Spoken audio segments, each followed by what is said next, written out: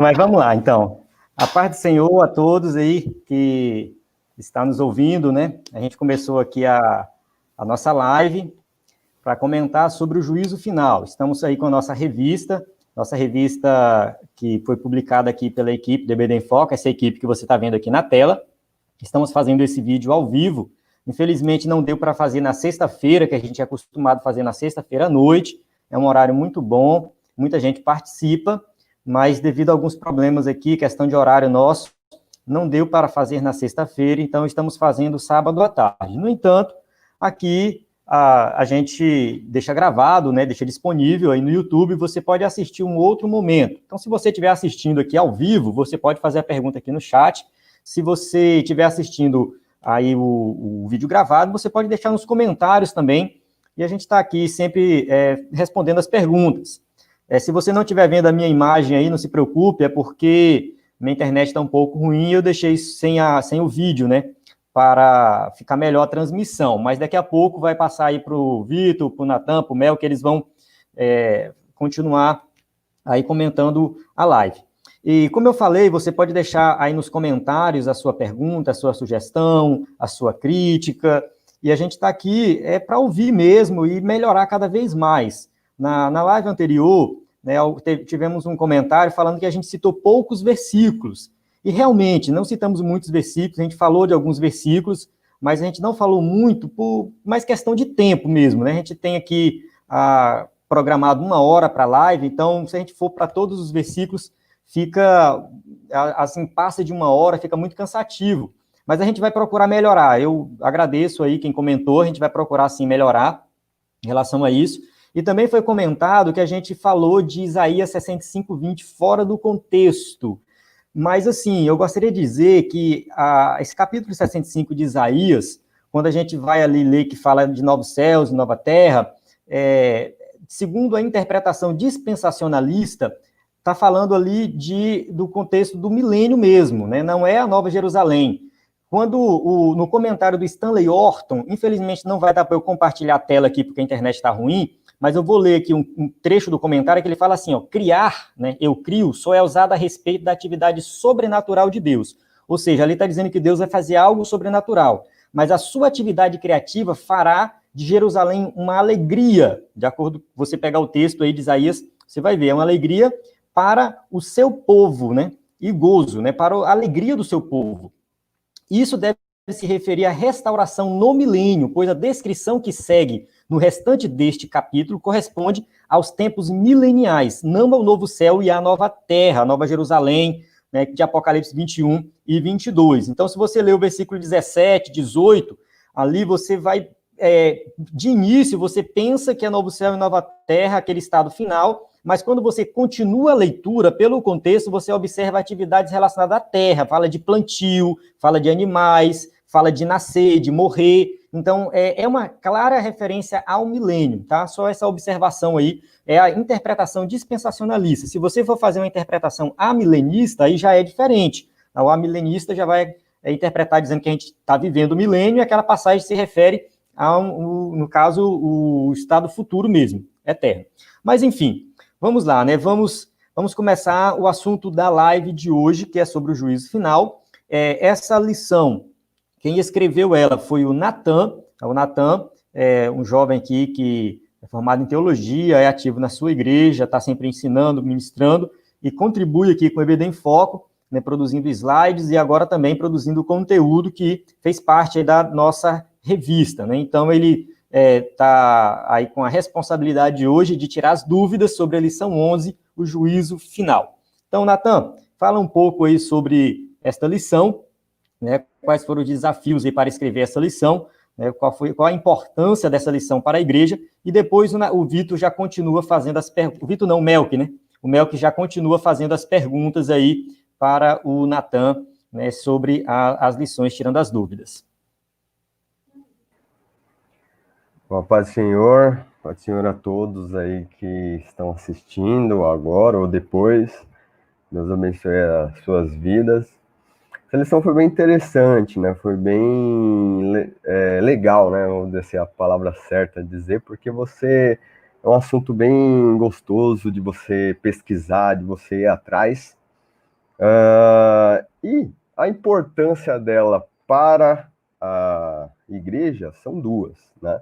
Primeiro, a ressurreição dos mortos, que a gente vai falar com mais especificamente daqui a pouco, e também a respeito da nossa indignação, né? Porque, como diria aí o ditado, né? Se alguém acha que o mundo tá bom, ele tá vivendo errado, né? Ele tem algum problema aí de percepção. O mundo tem muitas injustiças, muitas pessoas extremamente pecadoras, injustas, como observou o salmista Asaf, parece que cometem as suas injustiças e passam impune, mas não é assim.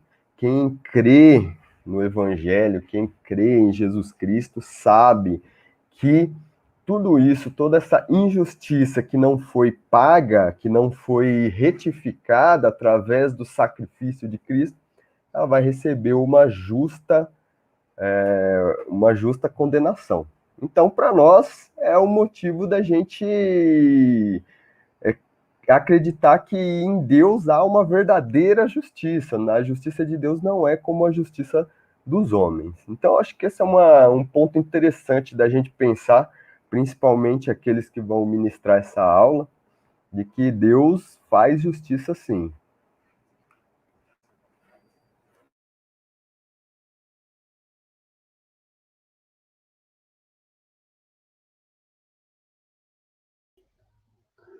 Muito bem, a paz do Senhor aos irmãos.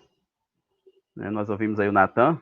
Eu vou fazer as perguntas, né? O Erbson passa aí essa oportunidade para mim, em virtude da sua internet talvez não suportar a live toda. Então, nós vimos aí a introdução do Natan. E antes de eu fazer a pergunta, eu quero que o Vitor se apresente.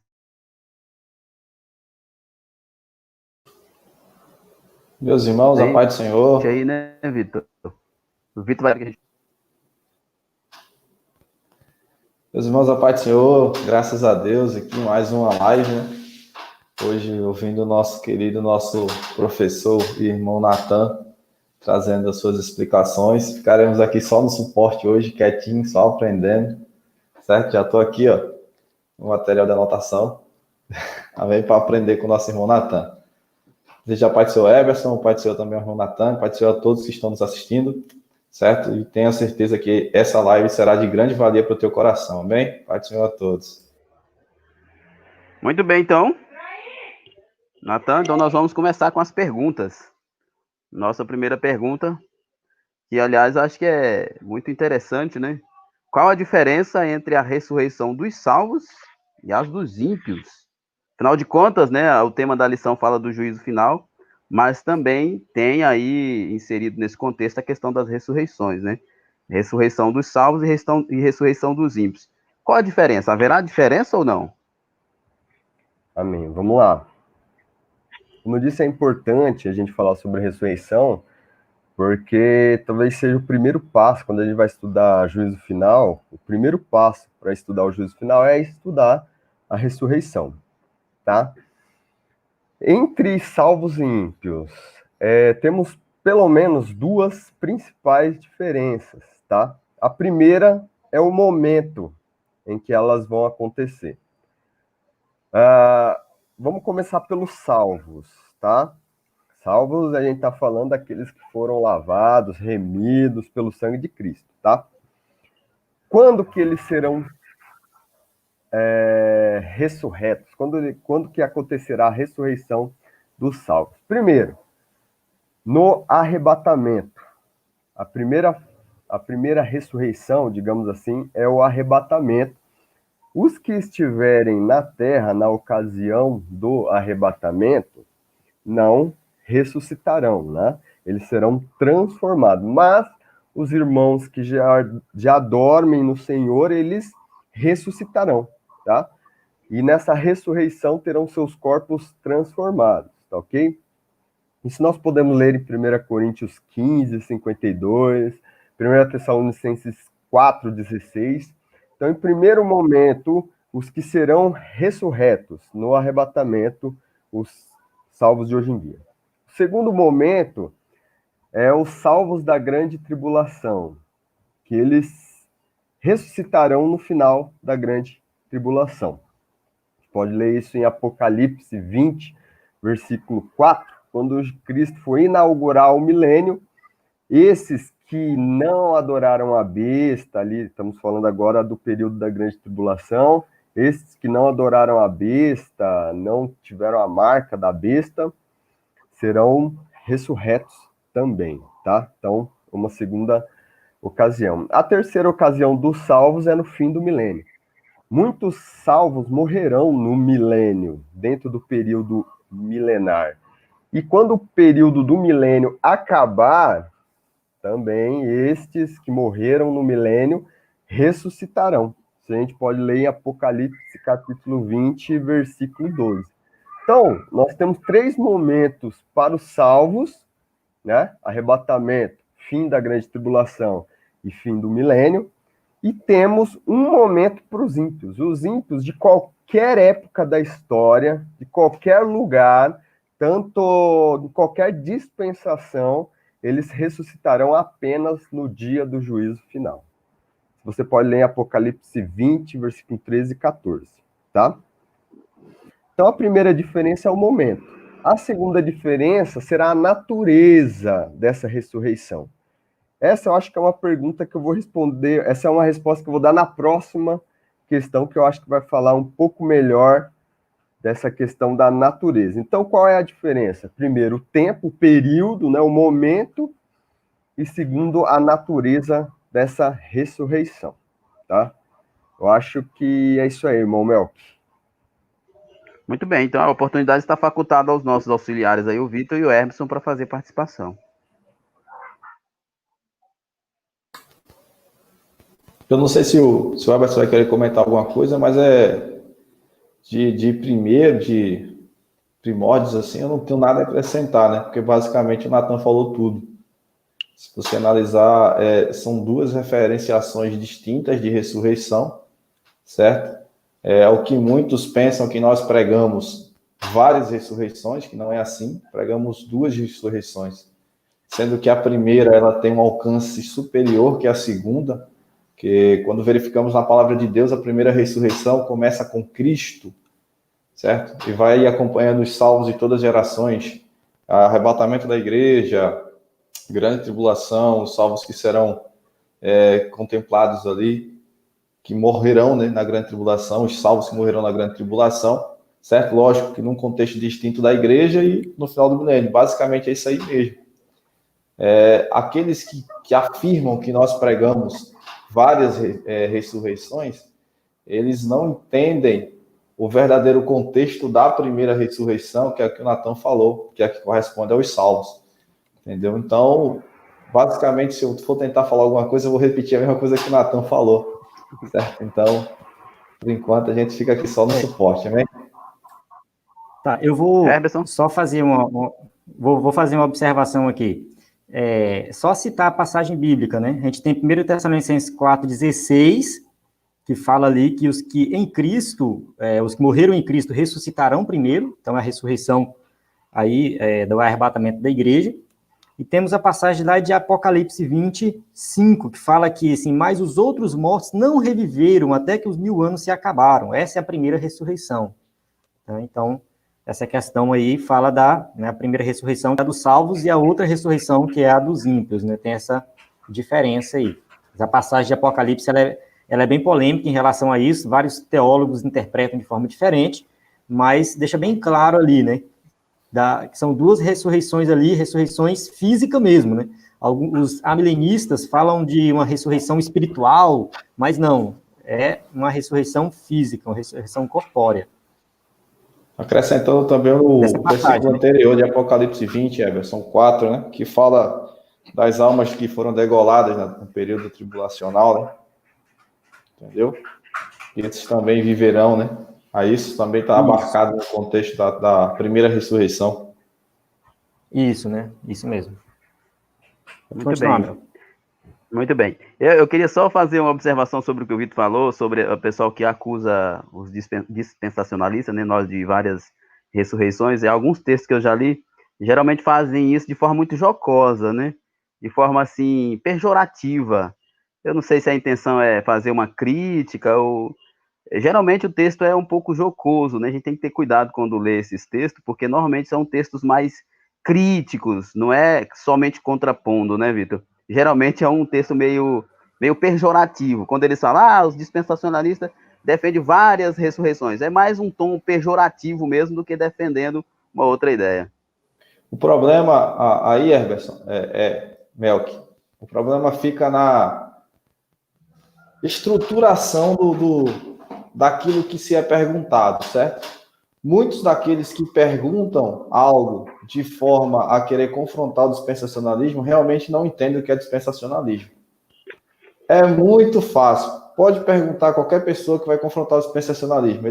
Você pergunta a ele o que é dispensacionalismo, ele vai trazer explicação de dispensação, mas não do que é dispensacionalismo. Foge tudo. Você está entendendo? Aí é por isso que, às vezes, é melhor você fugir de um debate para ter uma vida cristã em amor e união com aquela pessoa. Escuta o que ela tem a falar, entendeu? Até porque existem alguns debates que nada acrescentam, só atrapalham. Verdade, verdade. Então, eu inclusive, antes da próxima pergunta, eu acho que seria bom a gente dizer, dentro disso que o Vitor falou, para as pessoas estudarem o dispensacionalismo.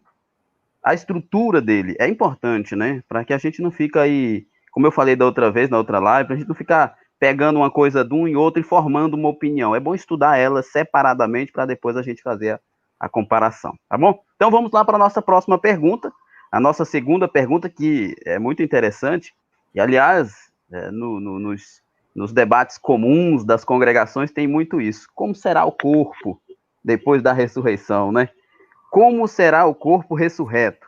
Será o mesmo corpo para salvos e ímpios? E aí, Natan? Vamos lá. Só fazendo também um comentário, né, do que você estava falando, a gente precisa realmente tomar cuidado, na verdade, não só com esse ponto, né? Alguns meses atrás, eu estava assistindo uma pregação do John Piper, que é um grande pregador. Não sei se vocês costumam ler alguma coisa dele. E ele falou sobre pentecostal, que os pentecostais afirmam que o batismo com o Espírito Santo torna o crente mais especial, um crente de outro nível. Quando, na realidade, os pentecostais eu acho que eu nunca li isso em nenhum momento de nenhum livro de algum autor pentecostal. Claro que eu nunca li todos os livros, né? Mas eu nunca li isso em nenhum momento, desde os primórdios do pentecostalismo. Nunca nós falamos que um crente batizado com o Espírito Santo é mais especial do que o não batizado. Nós sempre falamos que os dois são salvos do mesmo jeito, mas há uma capacitação. Mas vamos lá, né? Deixa esse ponto aí para outro momento, né? A questão da pergunta, né? Como será um corpo ressurreto? Então, a pergunta que não é de hoje, né, irmão Mel, que nossos irmãos das nossas igrejas fazem, mas os coríntios já faziam isso. E você que está assistindo essa live, abra sua Bíblia aí em 1 Coríntios 15, que é, eu acho, o texto mais claro a respeito da ressurreição, tá? Não que seja o único, tem muitos outros, mas esse o apóstolo Paulo trabalha muito bem a questão da ressurreição. Então, você que está assistindo, abra sua Bíblia aí em 1 Coríntios 15. No versículo 35, veja o que o apóstolo Paulo fala. Olha, mas alguém dirá, como ressuscitam os mortos e com que qualidade de corpo vem?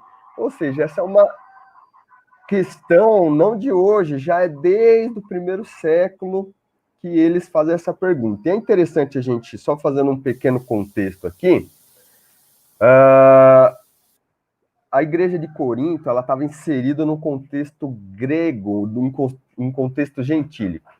Para esse contexto, a filosofia grega, a filosofia gentílica, e você pode ler isso em Aristóteles, dentre outros, que eu até comento lá no livro, se você quiser comprar, eles não acreditavam na ressurreição do corpo. Muitos acreditavam até numa espécie de lugar diferente para a alma, mas eles jamais não pregariam a ressurreição do corpo.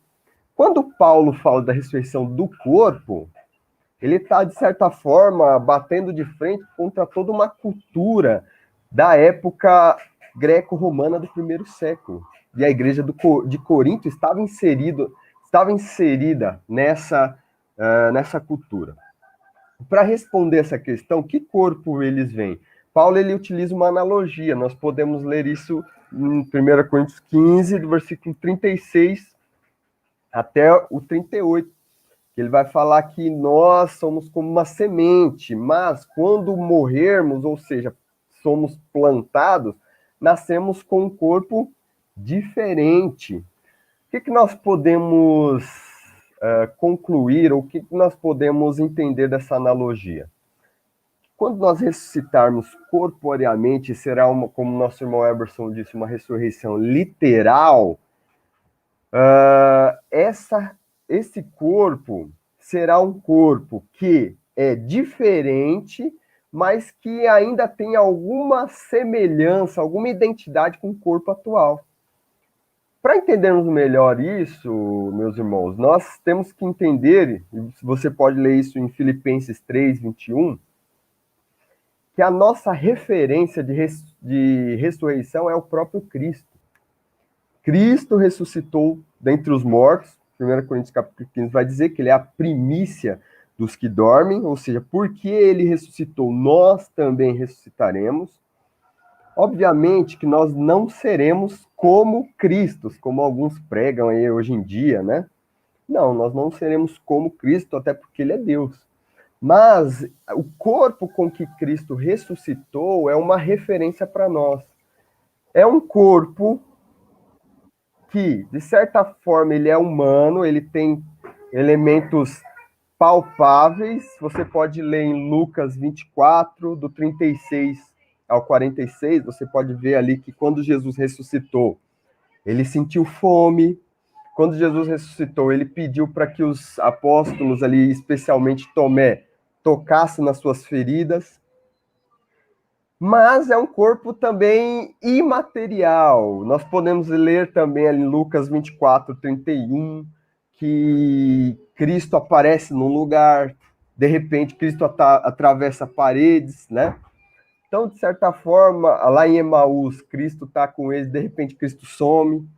Então, é um corpo que ele tem aspectos materiais e aspectos imateriais também. Paulo também fala a respeito desse corpo em 1 Coríntios 15, do 39 até o 49. Você lê aí na sua casa, é meio extenso, eu não vou ler. Nos versículos 50 a 53 também. Eu vou ler esses 3 versículos, que eu acho que vai clarear nossa mente. Mas leia também, na verdade, leia o capítulo todo. Mas veja bem. Mas digo isso, irmãos, que carne e sangue não podem herdar o reino de Deus, nem a corrupção herda a incorrupção. Eis aqui vos digo um mistério. Nem todos dormiremos, mas todos seremos transformados. No momento, no abrir e fechar de olhos ao som da última trombeta, porque a trombeta soará e os mortos serão ressuscitados incorruptíveis, e nós seremos transformados, porque é necessário que isto que é corruptível se revista da incorruptibilidade e isto que é mortal se revista da imortalidade. Ou seja, nós vamos ressuscitar com um corpo que ele é compatível com os novos céus e com a nova terra. Nosso corpo hoje é um corpo compatível com a terra que nós vivemos hoje, uma terra de pecado, uma terra de doenças, uma terra de injúrias diversas. Na ressurreição, nós teremos um corpo que será adaptado a novos céus e nova terra. Claro que a gente não tem uma referência hoje em dia, né? Para dizer, olha, é isso aqui, ó. Não, nós temos que tentar captar essa mensagem aí mais no pensamento. Nós não temos um corpo desse para a gente analisar hoje em dia. E os ímpios, né? Os ímpios nós não temos tantas informações assim, né? Mas o que nós podemos dizer é que eles ressuscitarão também literalmente, como nós podemos ler ali em Apocalipse 20, do 13 e 14. mas não terão corpos transformados, não terão corpos glorificados. Daniel, capítulo 12, versículo 2, vai dizer que eles ressuscitarão para a vergonha e desprezo eterno. Então, assim como nós teremos um corpo que será adaptado à realidade do novo céus e nova terra, os ímpios ressuscitarão, mas o seu corpo será adaptado com a realidade do inferno, tá? Não será glorificado, será um corpo desprezado e vergonhoso.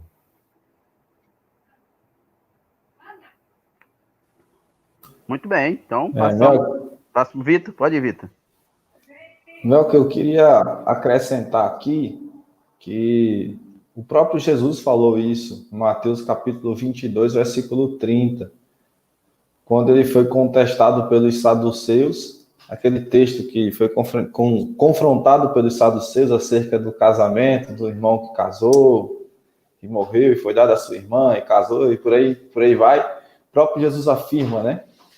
Versículo 29, versículo 30, quando ele fala: errais não conhecendo as Escrituras, porque na ressurreição não se casarão, nem dar-se-ão em casamento, mas serão como os anjos dos céus, tratando sobre a natureza desse corpo ressurreto, né? Que não é mais um corpo material. A Bíblia vai afirmar que o nosso corpo será um corpo glorificado, um corpo modificado, certo? O nosso querido irmão Cosme, ele fez uma pergunta aqui, que eu queria responder. Ele fez uma pergunta falando o seguinte, sobre o julgamento. Se a pessoa nasceu na dispensação da lei, ou em outra, e a pessoa não ouviu falar de Deus, de que forma ela será julgada? Ou seja, como ela será julgada? Se o Natan me permitir responder essa pergunta, certo? Tem um texto lá em Romanos, capítulo 2, versículo 12, que fala o seguinte: porque todos os que sem lei pecaram, também sem lei perecerão. Todos os que sobre a lei pecaram, pela lei serão julgados. O versículo anterior fala que Deus não faz exceção de pessoas, certo? Só existe um método de salvar-se, que é o reconhecimento de Cristo, o sacrifício de Cristo e ele como Salvador. Fora isso, não adianta a pessoa que vai chegar lá querer dar uma de coitadinha, certo? Dizer: ah, não, eu não conheci, ninguém nunca pregou. Não, porque a palavra de Deus é clara. Os céus, ele manifesta tudo. Não é possível, é impossível a pessoa não querer se questionar se existe um ser que criou todas as coisas. Como nós criacionistas cremos do ex nihilo, né? Do nada, criou do nada. Entendeu? É impossível se questionar. Então, não existe desculpas para aquele que chegar lá e dizer: ah, eu não ouvi falar de Deus. A própria Bíblia é clara. Então, se você não ouviu falar de Deus, você vai ser julgado. Contudo, sem lei. Fora da lei, você vai ser julgado dentro dos seus questionamentos, dentro da sua situação. Entendeu? E quem ouviu a lei também será julgado do seu modo. Então, praticamente, não existe essa, como eu posso dizer, inimputabilidade de pena, porque a pessoa não ouviu falar de Deus. Amém? Ô Vitor, só complementando também, Romanos 1 vai dizer que a natureza, a criação, declara que há um Deus. Então, aqueles que não ouviram a lei, ele tem a própria criação testemunhando que há um Deus. E ele vai dizer em Romanos 1 que mesmo a natureza proclamando que há um Deus, eles deixaram de adorar o Deus criador para adorar a criatura. Então, realmente, como você mencionou bem aí, não há desculpa. Isso é referência a Romanos 1, a partir do verso 18, sobre essa questão dos céus, manifestando a respeito da existência de Deus. É contigo. Tá. Quando a gente fala desse tema aí, que foi perguntado, né, a pessoa que nunca ouviu o evangelho e tal, não é justo ela ser condenada, tem muito essa questão, né? Mas, assim, primeiro, se Cristo não tivesse vindo e morrido por nós, todo mundo seria condenado, e Deus não seria injusto por isso, tá? Porque a condenação seria algo justo, por causa dos nossos pecados, né? Então, nós seríamos condenados por causa dos nossos pecados e ponto final. Deus poderia fazer isso, Deus poderia condenar todo mundo e ponto final. ele proveu um meio de salvação, que é Cristo. Quem tem acesso a esse meio de salvação vai ser salvo. Quem não tem acesso, infelizmente, não tem o que fazer. Né? Aí a questão toda, alguém pode falar, mas isso é injusto e tal. É assim, se Deus tem um outro meio de salvação que não seja por meio de Cristo, ele não revelou para nós. O que nós temos é a Bíblia, a revelação que nós temos, e segundo a revelação que nós temos, somente Cristo salva. Tá? Se Deus tem um outro meio para salvar quem não ouviu o Evangelho, isso aí é com ele. Não, a revelação que nós temos não dá nenhuma margem para um meio de salvação fora de Cristo. Continuando aí, pode ir. Muito bem, então. Eu só lembrei de uma expressão que o Vitor falou aí, inimputabilidade, né, Vitor? Ele é militar, ele conhece essa expressão. Então, podemos dizer que, mesmo a pessoa que não conheceu a graça, ele é inimputável, né? Ele não é inocente. Certo, Vitor? Isso. Porque raciocina, Melk, raciocina. Se desde a antiguidade existiu a mentalidade nos povos da existência de um Deus, que se você for olhar na questão dos sumérios, né, naquela formação da Mesopotâmia antiga, a história, né, a arqueologia nos relata que a Mesopotâmia era uma das regiões mais idólatras que já existiu. É fato que até a escritura da casa, da escritura de terras, eram escritas em santos, né, imagens de esculturas.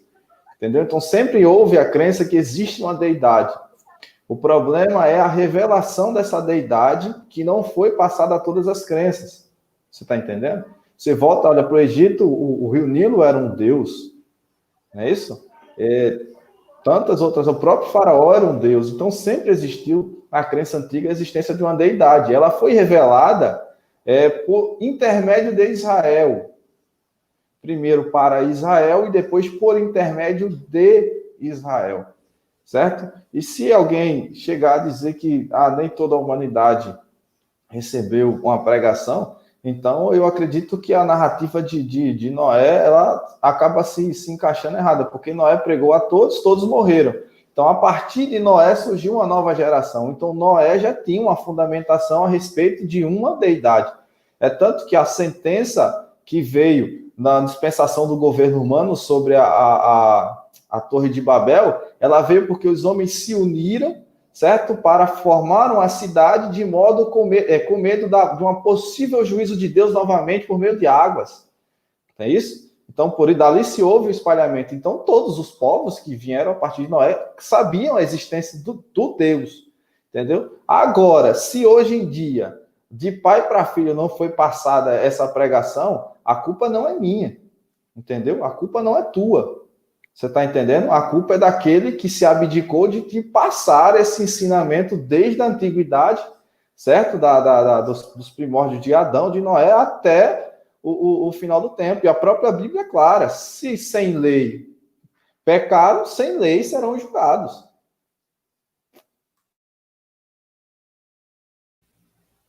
Oi, Emel, acho que tu tá sem microfone aí, sem áudio. Ok, foi eu que tinha colocado mudo aqui porque estava fazendo um barulho aqui perto de mim aqui. Vamos lá. Vamos para a próxima pergunta aí. Isso. Terceira pergunta. Qual a importância da ressurreição dos salvos para a fé cristã? Qual a importância da ressurreição? E aí, Natan, vamos lá. Então, vamos lá, vamos responder essa rapidamente, né? Senão a gente não consegue responder todas, né? Bom, ela é central para o Evangelho. A importância da ressurreição é central, é um dos pilares do Evangelho. Tanto que Paulo, 1 Coríntios 15, 13, 14, ele vai dizer: se não há ressurreição de mortos, é vã a nossa pregação, é vão o nosso trabalho, tudo isso que nós estamos vivendo é vão. Se não há ressurreição, tudo isso que estamos vivendo não vale nada, tá? Você pode ler bem melhor explicado em 1 Coríntios 15, do 12 ao 19, tá?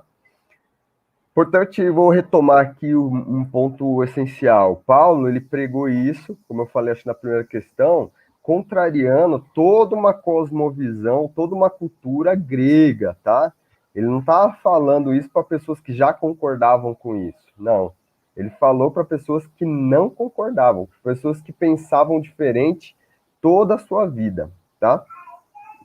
Claro, tem aqueles irmãos em Corinto que era de origem judaica, né? Fora esses, apesar de que os saduceus também não acreditavam em ressurreição, mas os gentios, que era a maioria da igreja de Corinto, não acreditavam nisso, então Paulo estava contrariando tudo para pregar um dos pilares do evangelho, que é a ressurreição, porque Cristo ressuscitou, logo nós ressuscitaremos. Pode ler 1 Coríntios 15, 20 a 22.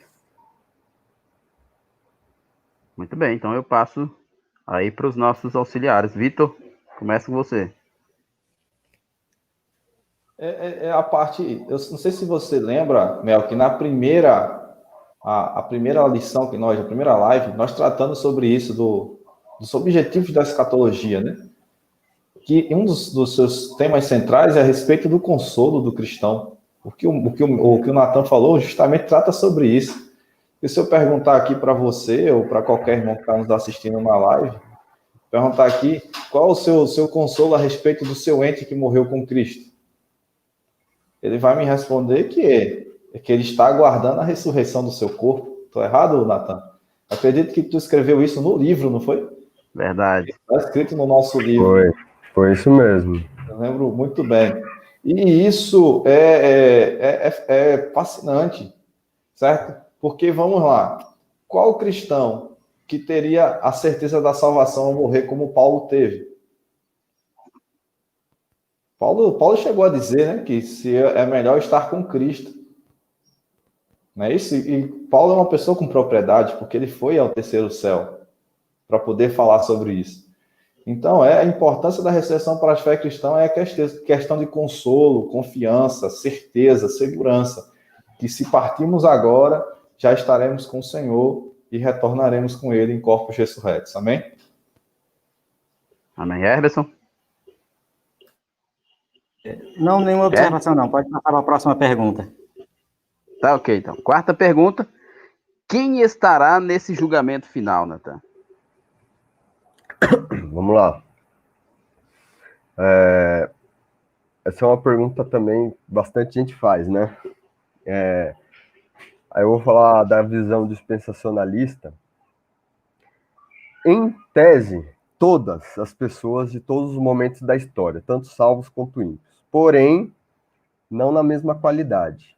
Ou seja, alguns serão testemunhas e outros serão réus, né? Todas as pessoas estarão lá, todas de todos os momentos da história. Porém, os salvos que vieram do arrebatamento e da grande tribulação, que nós falamos que já estarão com corpos glorificados, lá eles não serão réus, eles não estarão lá para serem julgados, não. Eles já vão ter a certeza de que eles estarão salvos, terão seus corpos glorificados, mas eles estarão lá como assistentes de julgamento. Veja só que a Bíblia vai dizer em 1 Coríntios 6, 2, que nós julgaremos o mundo. Eurico Bergsten, né, o escritor aí pentecostal, inclusive é o comentarista da lição da CPAD, né, desse trimestre, ele vai dizer na sua teologia sistemática que a igreja será assistente nesse julgamento. Jesus terá ao seu lado a igreja glorificada que estará à sua disposição. E a Bíblia também vai dizer, em 1 Coríntios 6,3, que a igreja vai julgar os anjos, né? Obviamente, aqui Paulo estava falando dos anjos caídos, né? 2 Pedro 2,4, Judas 1,6. Então, a igreja, os salvos do arrebatamento e da grande tribulação estarão lá na qualidade de assistente de julgamento, tá? Já estarão salvos, não estarão lá na condição de réu. Os salvos do período milenar, eles terão a sua vida eterna declarada. A gente pode ler aí Apocalipse 20, versículo 12. Quer ver? Vamos lá. Apocalipse 20, versículo 12, vai dizer: E vi os mortos, grandes e pequenos, em pé diante do trono. E abriram-se uns livros, e abriu-se outro livro, que é o da vida. E os mortos foram julgados pelas coisas que estavam escritas nos livros, segundo as suas obras. De acordo com Apocalipse 3:5, o livro da vida, ele contém o nome dos salvos, tá? Então, esses que estão mortos, que também que ressuscitarão nesse dia, que são salvos do período milenar, que morreram no milênio, eles participarão do julgamento, mas para ter a sua vida eterna declarada por Deus, para Deus mostrar lá no livro da vida: olha, seu nome está escrito aqui mesmo, tá? Os anjos caídos, como falamos anteriormente, estarão ali também para receber a sua sentença, e os ímpios de todas as épocas, tanto antiga aliança, nova aliança, todas as dispensações, incluindo a dispensação da igreja, a grande tribulação, o milênio, todos os ímpios também estarão lá. A gente pode ler isso, nós lemos Apocalipse 20:12. Vamos seguir o 13 aqui, que diz: vejam que Deus julga um grupo que é dos mortos, e aí tem um segundo grupo que diz: o mar entregou os mortos que nele havia, e a morte e o Hades entregaram os mortos que nele havia, e foram julgados cada um segundo as suas obras. Aí você tem um outro grupo, que é do mar, que estava morto, estava no Hades, como nós falamos ali na lição sobre o estado intermediário dos mortos. Então, esses são os ímpios de todas as gerações, de toda a história. Esses estarão lá para receber a sua sentença. Ali eles serão condenados, né? E é importante a gente salientar também que não vai ser um julgamento como a gente conhece aqui no mundo terreno, né? Com advogados, réus, provas e contraprovas. Não. Deus vai ser o justo juiz que vai declarar: olha, por causa disso você vai para aquele lugar, o inferno. Então será uma declaração da condenação. Tá? Então quem estará? Todos. Mas os salvos do arrebatamento e da grande tribulação na condição de assistente, os salvos do período do milênio na condição de receber a sentença de vida eterna, e os ímpios, todos os ímpios de todos os momentos da história, na condição de réus que receberão a sua condenação. Amém. Mel, que eu vou fazer só um acréscimo às minhas palavras anteriores, certo? O que eu falei a respeito da humanidade, dos pais não ter passado esse conhecimento sobre Deus para os seus filhos, não dispensa a igreja da pregação do evangelho, tá? A responsabilidade da igreja é pregar o evangelho. A minha responsabilidade é pregar o evangelho, certo? Agora que existe sim um conhecimento prévio de Deus, existe. Eu tô acompanhando aqui o chat, né, para colocar aqui, expor as perguntas, e eu estou vendo o nosso irmão Cosme fazendo esse questionamento: se Jesus não tivesse vindo, Deus julgaria o mundo. Meu irmão, é o seguinte, eu vou tentar resumir isso aqui, porque estamos falando de juízo final, certo? É fato. Jesus teria que vir. Se Jesus não tivesse vindo, acabou. E a própria Apocalipse diz que o Cordeiro foi morto antes ou desde a fundação do mundo. Então, o projeto divino sempre passou por Cristo. É impossível. Se o Cordeiro foi morto na fundação do mundo, é impossível que esse projeto não passasse por Cristo, certo? Agora, é fato que você percebe que no decorrer da história, o Cristo foi sendo apresentado progressivamente. Aí você fala: irmão Vitor, prove que o Cristo foi apresentado progressivamente, certo? Primeiro, ele foi mencionado aquilo que chamamos de proto-evangelho em Gênesis 3, quando fala que da tua semente nasceria um que esmagaria a cabeça da serpente, proto-evangelho.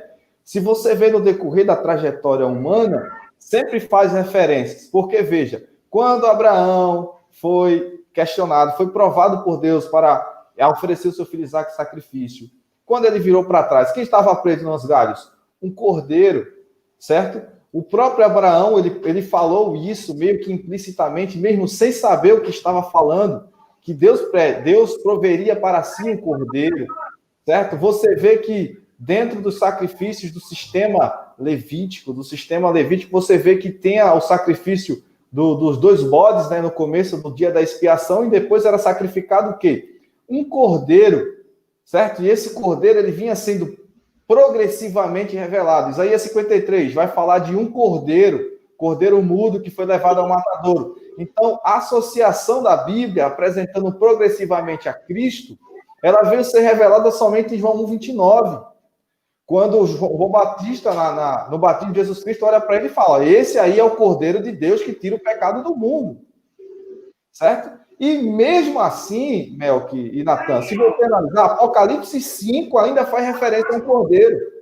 Quando João estava lá e que o ser toca em João, fala: olha, não chores mais, eis aí o leão da tribo de Judá, que venceu para abrir o livro dessa taça de 7 selos. Mas quando João olha, ele olha e observa o quê?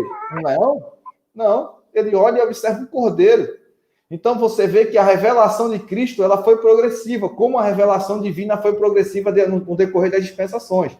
Agora sim, sempre nós podemos trazer e sempre podemos apontar que toda a Bíblia fala: a salvação é por meio da fé. Prove, e creu Abraão, e isso foi imputado com justiça. Fé. Noé só ergueu a arca porque creu naquilo que Deus está falando. Fé. Certo?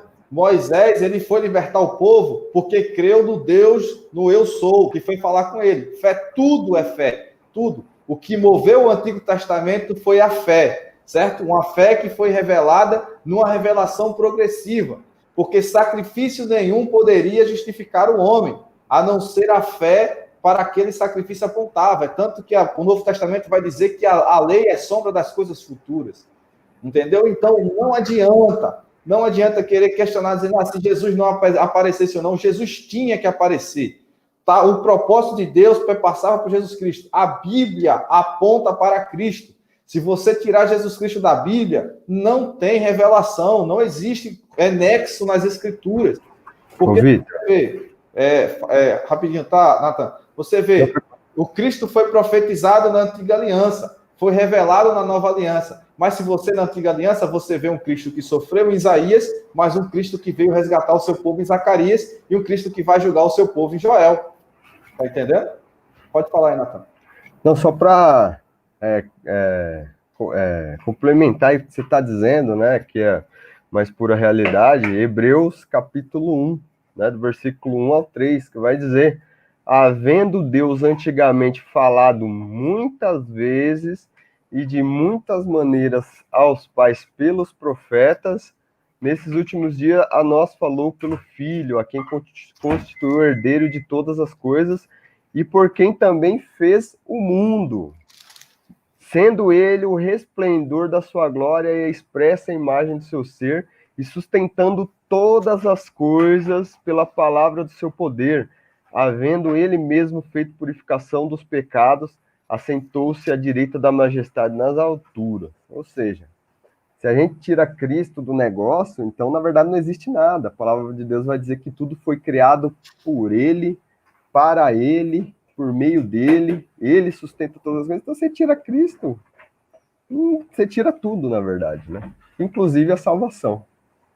Isso. E o próprio apóstolo Pedro, de suas epístolas, afirma que de tal salvação inquiriram os profetas, que profetizando mesmo sem saber o tempo. Você vê, eles profetizaram, mas eles profetizaram crendo naquilo que estavam profetizando. Mas muitas vezes eles não tinham a dimensão daquilo que estavam profetizando, certo?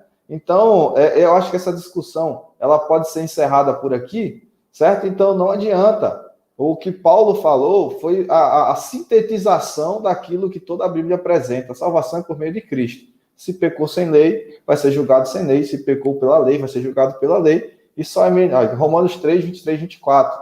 Todos os pecados estão da glória de Deus, sendo justificados gratuitamente pela redenção que é em Cristo Jesus. Amém? É só para encerrar aqui, não sei se o Eberson vai querer acrescentar essas minhas palavras aqui. Não, tudo bem. Acho que está bem explicado. O Melk pode partir para a próxima pergunta aí, que já nosso tempo está voando. Muito bem. Só falando sobre essa questão de falar que, se Jesus não tivesse vindo, quando a gente fala isso, é só uma questão hipotética. Não é literal. Ninguém pensa que poderia acontecer a história da humanidade sem Jesus. É só uma questão hipotética para reflexão. Mas vamos lá. Pergunta de número 5. Por que é necessário Deus executar juízo sobre a humanidade pecadora? Há necessidade de um juízo mesmo, Natan? E aí? Vamos lá. Vamos lá.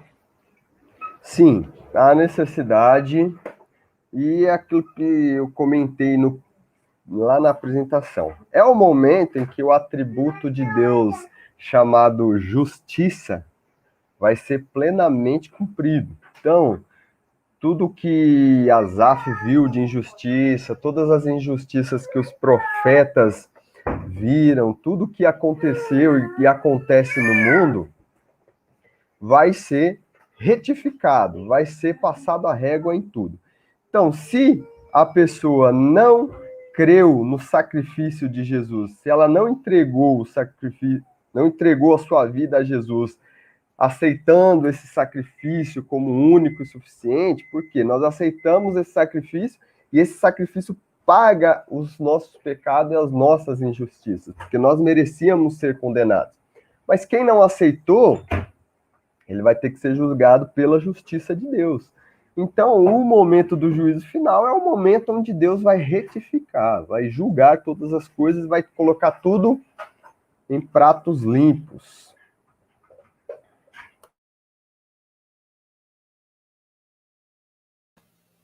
Oi, posso? Vou falar aqui. Melk, tu desativou de novo o microfone aí. Perdão. Vitor? O Emerson ou Vitor? Escolhe aí. Não, é só confirmar mesmo a questão do Nathan falou, né, a questão da justiça de Deus. Eu sempre dou um exemplo, assim, muito radical, né? Imagina, sei lá, Adolf Hitler, que foi responsável pela morte de 6 milhões de judeus, simplesmente deixa de existir, ou, sei lá, vai para um lugar bom. Como é que fica a questão da justiça, né? Então, vivemos em um universo injusto. Que Deus é esse que comanda o universo injusto? Então, a gente, é um exemplo bem radical, mas a gente vê injustiça o tempo todo, né? O tempo todo. E todo pecado, querendo ou não, é uma injustiça. Você comete uma mentira aqui, você conta uma mentira, você está praticando uma injustiça. Né? Pode ser pequeno, algo pequeno com relação ao nosso nível moral, mas quando a gente vai para o nível moral de Deus, é suficiente para a pessoa passar a eternidade no inferno. Então, é a justiça plena de Deus sendo cumprida ali no juízo final. A justiça plena. Todo tipo de injustiça vai, né, que foi praticado aqui vai pagar o seu preço lá. É claro que, como já foi falado aqui várias vezes, quem crê em Jesus como Salvador, quem aceita o seu sacrifício, aí sim, a justiça de Deus já foi derramada sobre Cristo. Quando Jesus ali morreu na cruz do Calvário, vamos colocar esse evento principal, né, a morte de Cristo na cruz do Calvário. Ali, a justiça de Deus se cumpre. Quem crê nele, aí já está, né, livre da condenação. É só isso mesmo. Ô Vitor, antes de você falar, eu só queria fazer uma observação de uma frase que eu ouvi alguém falar assim. Não, pode continuar aí, o Emerson já acrescentou basicamente o que eu ia falar, tá? É só a observação que eu ouvi uma pessoa falar uma frase assim, que um dos princípios básicos da justiça para ter justiça, toda transgressão tem que ter punição, né? Então, se não houver punição para as transgressões, não há justiça. E se Deus é justo, tem que haver punição para a transgressão.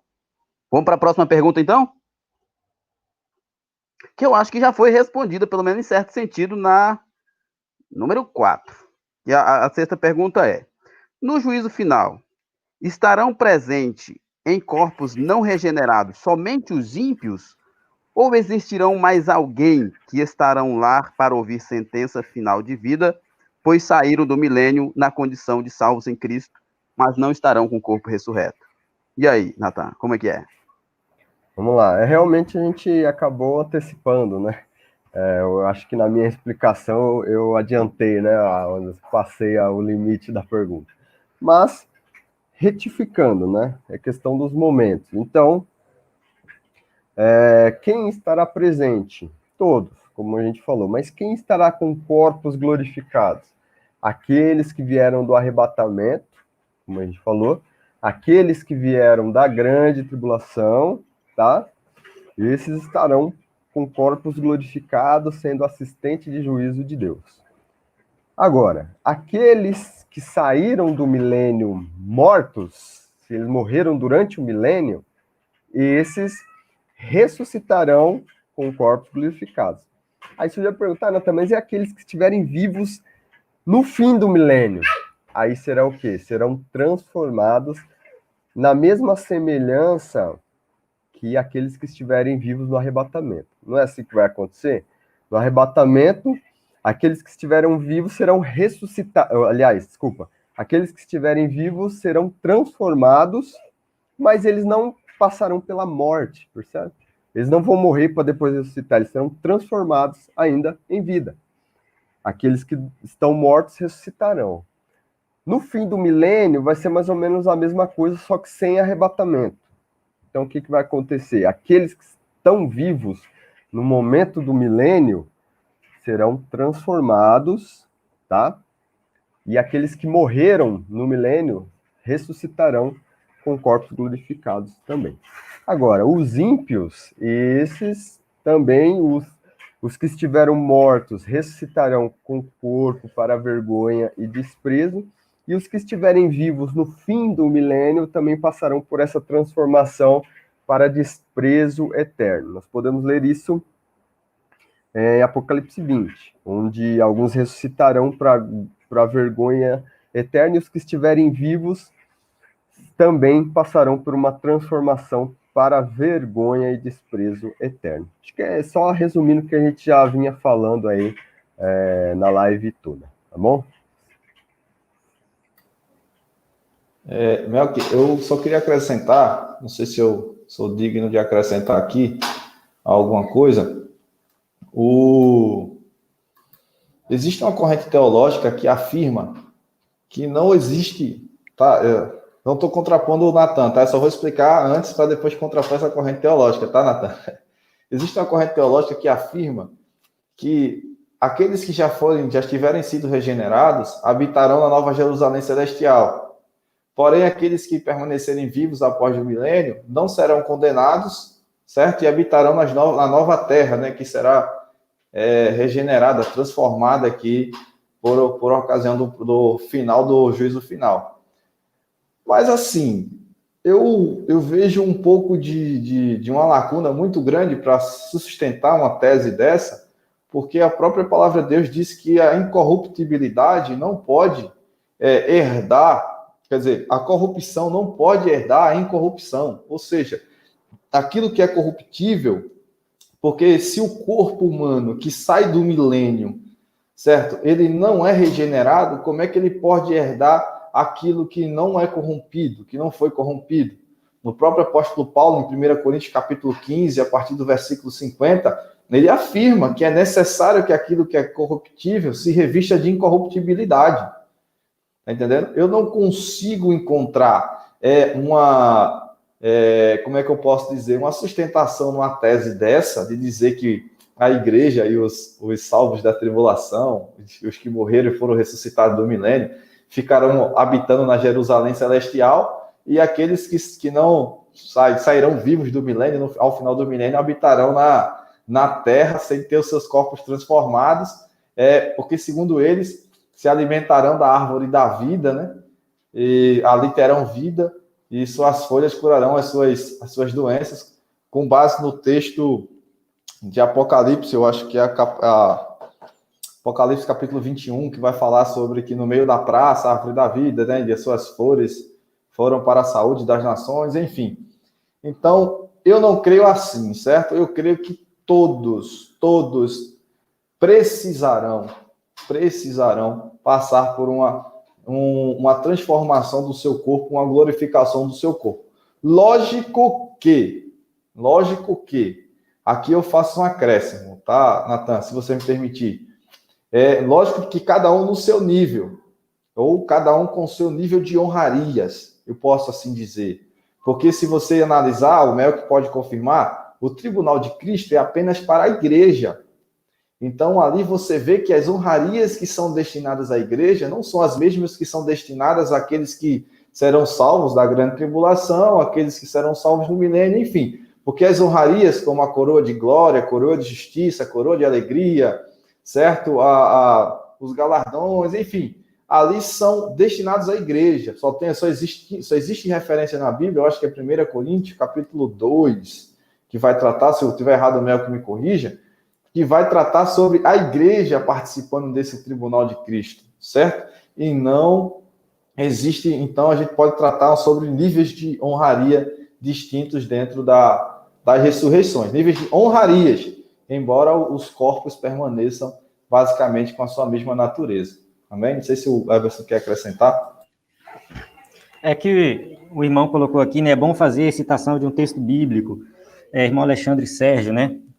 Realmente, irmão Alexandre, a gente está preocupado aqui em colocar sempre os textos bíblicos, mas uma coisa que a gente falou, acho que foi na live anterior, que nós não temos uma revelação completa, plena, com todos os detalhes do fim dos tempos.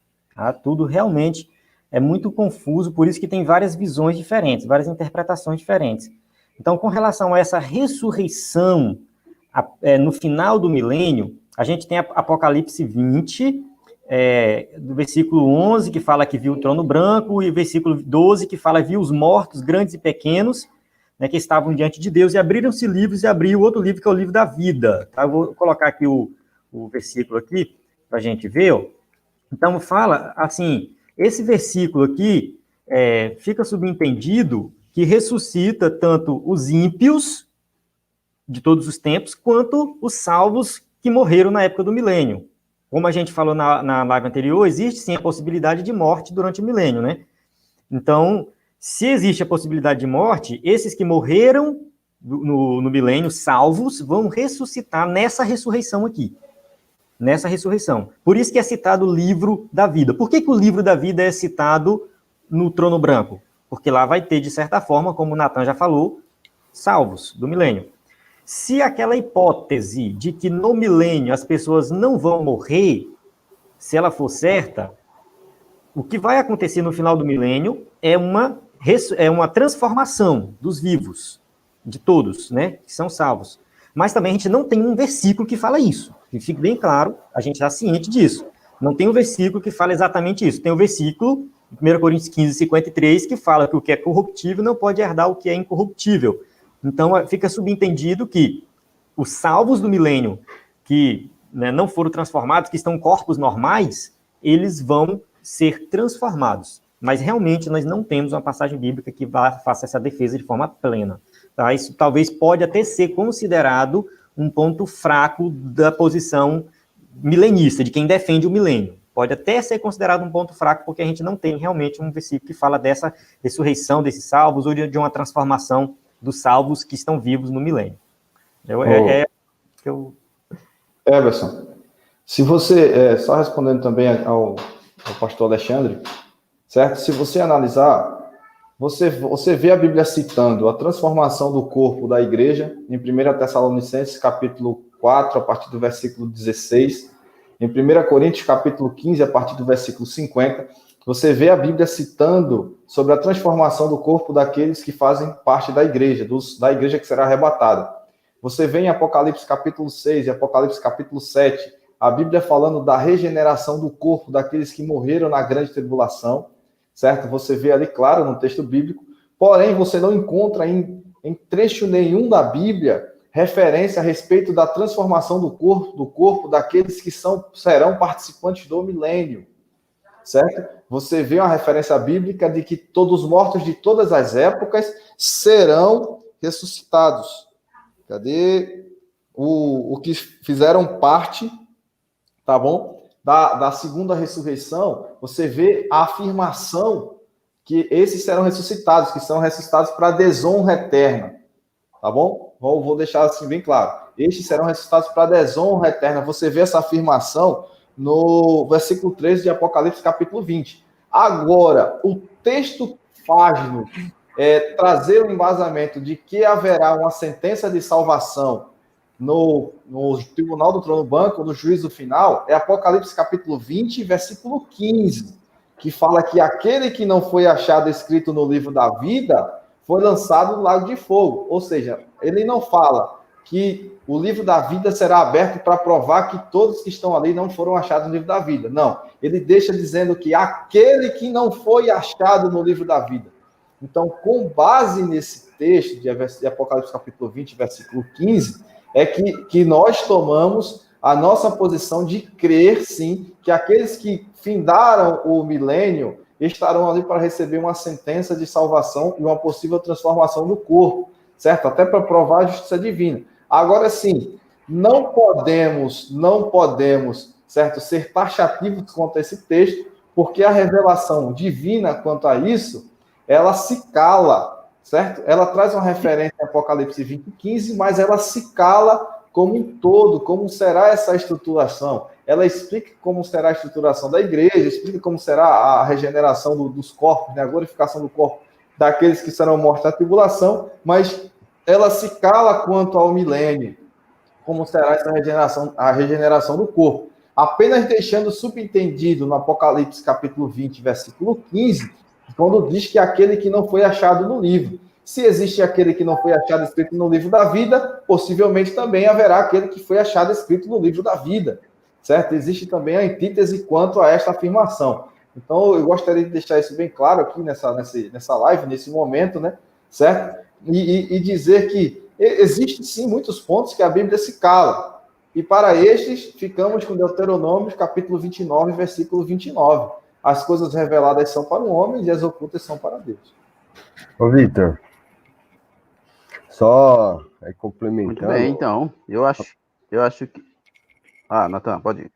Só rapidamente aqui. Se a gente ler o capítulo 20 inteiro numa perspectiva pré-milenista, a gente vai perceber mais ou menos o que o Vitor falou. Não, mais ou menos não, vai perceber o que ele falou. Você vai perceber que a partir do versículo 4, que é onde começa, né, o milênio, você vai perceber que ele vai dizer que viu as almas daqueles que foram degolados pelo testemunho e ele reinou com Cristo durante 1000 anos. Beleza.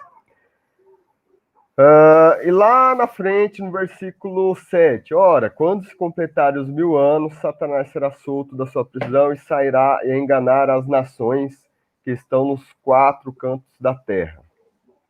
Então, o que a gente percebe? Que no milênio vai ter quem está reinando com Cristo, ou seja, esses que vieram do arrebatamento e da grande tribulação, só que vai ter gente que é pecadora, tanto é que vai se deixar enganar por Satanás. Se você tem um corpo glorificado, como é que você vai ser enganado por Satanás? Então você percebe que vai ter pecadores também, tá? Lá no versículo 12, né? Só pulando, depois os irmãos leiam em casa. Vai dizer, e viu os mortos, grandes e pequenos. Ora, os do arrebatamento e da grande tribulação já ressuscitaram. Então, eles não são os mortos. Compreende? A gente vai pegando o que a Bíblia vai nos afirmando. Então, quem são esses mortos? Justamente quem estava no milênio. Grandes e pequenos. Aí vai dizer que abriu-se o livro da vida. E eles foram julgados pelas coisas que estavam no livro da vida segundo as suas obras. Ou seja, esses são os que vão receber a sentença de vida eterna, tá? E lá na frente vai ser o julgamento dos ímpios. Então percebe que no milênio haverá aqueles que estarão reinando com Cristo, haverá aqueles que estarão vivendo na terra, pecadores e aqueles que se converterão a Cristo, e pela graça também serão salvos. Esses não estarão ressurretos no milênio, porque eles estão vivendo. Esses serão ressurretos no fim do milênio. Ok? Então eu acho que nós estamos chegando ao final da nossa live, né? Eu só respondendo o vídeo aqui que ele falou sobre qual era a referência dos galardões, é 1 Coríntios 3. 1 Coríntios 3, eu vi. Tem os nossos irmãos aí também, só conferir lá. Eu, então, me despeço aqui. E eu passo a palavra para o Hermes, que é o diretor do EBD em Foco, ele faz essa consideração e encerra também a live. Hermes, é contigo. Bem, Então é isso, liberei aqui a câmera aqui, vamos ver se a internet dá conta. Mas eu quero agradecer a todos que participaram, agradecer a vocês que me ajudaram aqui nessa live, né? E eu não sei se esse horário de sábado à tarde ficou bom, mas os irmãos, depois que tem o nosso WhatsApp, pode entrar em contato aí falando, gostei, não gostei, que a gente vai ajustando aí um horário que fica melhor para todo mundo. Então é isso, muito obrigado pela participação de vocês, estamos caminhando para o final, temos mais 2 lições, né, para encerrar essa parte de escatologia, mas se Deus quiser a gente vai continuar aí com conteúdo, o Vitor já postou aí sobre o Pregue Cristo, né, e daqui uns dias, eu acredito que daqui no máximo 10 dias, eu já lanço o Pregue Cristo de uma forma um pouco melhor do que já está. Já tem o site, preguecristo.com, que você já entra, já encontra alguns cursos, já tem uma lista de transmissão no WhatsApp, só que a gente vai fornecer mais material, tá? Mais material, principalmente para quem prega com frequência, pastores que pregam com frequência, pessoas que querem estudos para ministrar em culto de ensino. Então, a gente vai ter esse material no preguecristo.com. Então, acesse aí que, né, você vai ter esse conteúdo. Eu passo para o Vitor. Vitor vai falar alguma coisa aí dos livros. Eu não sei se o Natan, ele tem um compromisso também agora à tarde, não sei se ele quer despedir e sair logo. Natan, quiser você parece que tinha um compromisso, né? Se não... Não, pode continuar aí. Dá tempo. Tá bom, então. Então, eu vou deixar para vocês dois aí encerrar, o Vitor e o Natan. O Vitor gosta de falar dos livros. As indicações que eu tenho, hoje eu estou aqui próximo da minha biblioteca, certo? Deixa eu ver se eu consigo tirar aqui, que hoje ela está um pouco apertada. Mas vamos lá. Eu continuo trazendo sobre o calendário da profecia bíblica, de Antônio Gilberto, certo? Não é um livro grande, é um livro fininho, tá bom? É um livro que traz muita importância. Eu gostaria de acrescentar aqui, deixa eu ver se eu consigo tirar aqui, rapaz. Daniel Apocalipse, Antônio Gilberto, vai tratar um pouco sobre o capítulo 20 e 21 no livro de Apocalipse, o capítulo que falamos nesta tarde aqui. É um livro muito bom, mas é um livro muito bom mesmo. E eu não sei se foi sobre este livro que o Everson comentou no começo da nossa live, certo? É um livro de Stanley Orton, Estudo Bíblico sobre as Últimas Coisas, tá bom? É um livro também que vai tratar sobre o juízo final. Certo? Fazendo minhas considerações finais, eu gostaria de agradecer a todos que nos ouviram nessa tarde, certo? Se você tiver alguma dúvida, WhatsApp do EBD em Foco. Eu errei aqui, é DDD 94. Deixa eu ver se eu coloco aqui de novo aqui. Toda vez eu estou preocupado, aqui, pensando que eu estou indo aqui, esse telefone é de Natal. Muda isso, não? Esse fuso horário, esse negócio aqui de reunião de localidades, certo? Mas vamos lá agora. DDD 94 98409 2869. Se você teve dúvida, manda mensagem para este número, este WhatsApp, que nós teremos o prazer de respondê-los. O Everson vai filtrar a pergunta, ou ele mesmo responde, que ele é o nosso mestre em teologia aqui presente, ou ele encaminha para o Natan responder, certo? E se passar para esse povo todinho aí, ele chegar em mim, talvez eu responda, meu irmão. Porque o conhecimento que esses camaradas têm aí, se chegar até mim, então eu tô, como diz o Matuta aqui, a gente tá um pouco lascado da vida. Tá certo? Mas entre em contato conosco, se tiver alguma dúvida, certo? Também acesse o preguecristo.com, tá bom? Eu vou já adiantar aqui, Everson.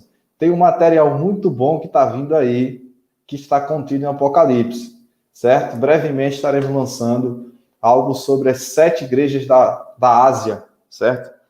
Dentro de uma perspectiva futurista, certo? Dentro da nossa perspectiva dispensacionalista também, estamos preparando para trazer para os irmãos. Então, entre em contato conosco e saiba o trabalho do EBD em Foco. Também, eu gostaria que você acessasse o site do ebdemfoco.com. Lá você encontra os slides para apresentar na sua escola bíblica dominical, não é isso, Everson? Talvez o Everson possa falar melhor que eu. Lá nós temos subsídios, tanto da CPAD, certo? Como alguns subsídios para a nossa revista que escrevemos. Temos os slides da nossa revista, temos os slides da revista da CPAD, Temos a nossa aula de destaque, que é produzida pelo nosso querido irmão Mel, que é uma aula muito maravilhosa, que postamos constantemente aqui no nosso canal do YouTube, tá bom? Temos os slides que são produzidos pelo nosso irmão Natan. Enfim, é algo grandioso que só você clicando para conhecer. Entre no nosso site, certo? Aprecie o conteúdo, lá tem um conteúdo de qualidade para você. Também não se esqueça de se inscrever no canal, de ativar as notificações, certo? De dar o seu gostei aqui nesse vídeo. Ajude-nos a crescer, tá bom? E não esqueça de comprar o nosso livro que está no link da descrição. Eu estou falando demais aqui, mas é só aviso mesmo, amém, meus irmãos? Deus abençoe a todos, Emerson está contigo. Ô, irmão Vitor, irmão Emerson. Pode falar, Natan. Também complementando aí que o nosso irmão Vitor, lá no site EVD em Foco, tem um material também excelente ali sobre educação cristã, os 4 Cs da educação. Nosso irmão Eberson escreveu esse livro e tá coisa linda mesmo, viu? Inclusive, eu acho que a gente tá conversando ali com o pastor, vou ministrar esse curso lá na igreja, porque é um negócio sensacional, curso aí para professores da escola dominical. E tá tudo, irmão, como diz aqui, tá tudo mastigado, tá mamão com açúcar, né? Como diz o ditado. Então, o que acontece? Você tem a oportunidade de aprender É importante você aprender o conteúdo, né? Nenhum método vai dispensar o estudo da Bíblia.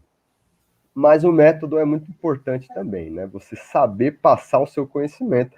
Muita gente conhece, mas não sabe passar esse conhecimento. Quando vai passar, se enrola todo, mas isso tem solução. Não vai pensando que, não, isso aí não é para mim. Não, tem solução.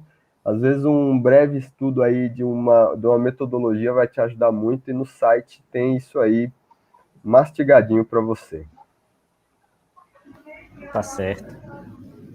Não, tá bom. Por mim, né, a propaganda que vocês fez aí tá boa demais.